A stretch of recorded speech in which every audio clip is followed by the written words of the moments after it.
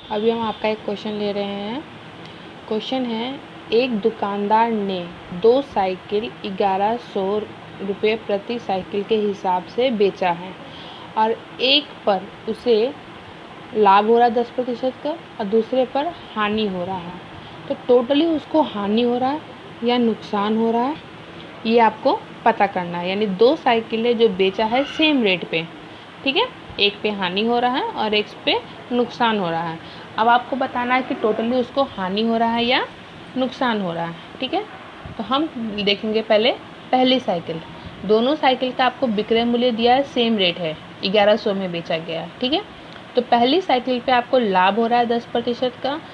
तो अगर आपको विक्रय मूल्य दिया गया है और आपको क्रय मूल्य ज्ञात करना है तो आप रिवर्स वाला फॉर्मूला इस्तेमाल करेंगे। 100 और लाभ हो रहा है इसलिए हम 100 में 10 प्लस करेंगे और निकालेंगे, ठीक है। तो आपका क्रय मूल्य कितना आ गया? 1000।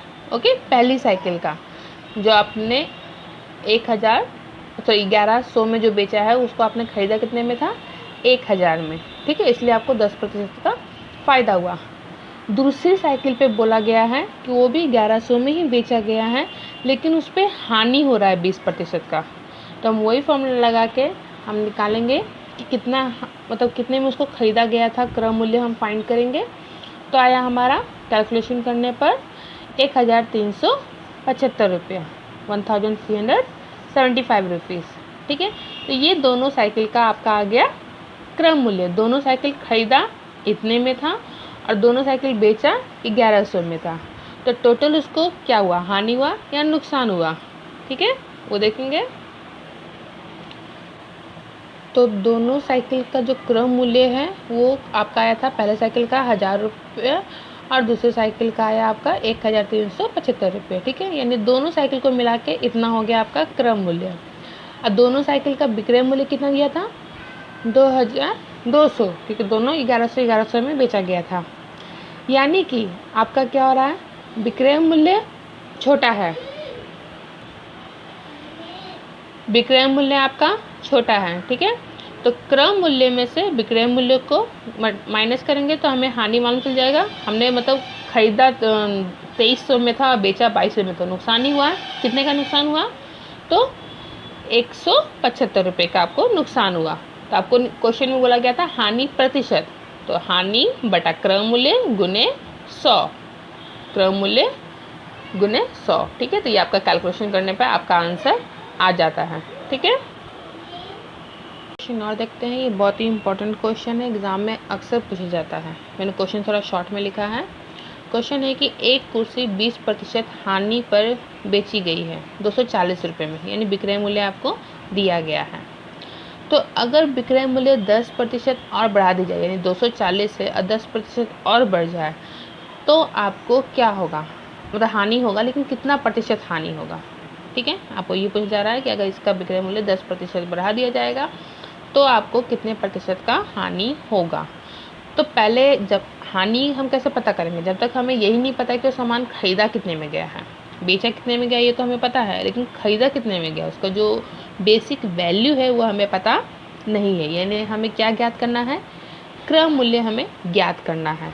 तो क्रय मूल्य का फॉर्मूला क्या आएगा हमारा, अभी क्रय मूल्य का फॉर्मूला आएगा आपका, तो क्रय मूल्य का हमने फॉर्मूला लगाया 100/100 माइनस हानि प्रतिशत गुने विक्रय मूल्य, ठीक है। अभी तक हमने जो भी क्वेश्चन सॉल्व कर रहे हैं इसी क्वेश्चन फॉर्मूला से सॉल्व कर रहे हैं, ठीक है। तो अभी हमने हानि कितना हो रहा है, 20% हानि हो रहा है और 240 आपका विक्रय मूल्य था। तो इसी तरीके से हमने इसको जब इस इक्वेशन को कैलकुलेट किया, ये आया 80, ये 240, इसको कैलकुलेट करने पर आया 300। तो 300 क्या है हमारा क्रय मूल्य, ठीक है, 300 क्रय मूल्य आया है। अब आपको बोला जा रहा है कि 240 का 10% मूल्य बढ़ा दिया गया है, यानी पहले 240 रुपये में बेच रहे थे, अब उसका आगे, तो 240 का 10% कितना होगा,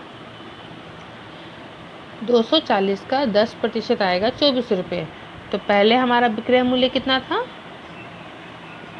240 रुपये, और उसमें हमने 10% बढ़ा दिया, यानी 24 रुपये हमने बढ़ा दिया, यानी वो हो गया 264 का। और अभी हमने फाइंड किया था क्रय मूल्य, यानी खरीदा कितने में था उसको, 300 में, ठीक है। 300 में हमने खरीदा और 264 में बेचा, यानी हमें नुकसान हो रहा है। तो कितने का नुकसान हो रहा है, हानि कितना हुआ, तो 300 माइनस 264 करते हैं तो हानि आता है हमारा 36।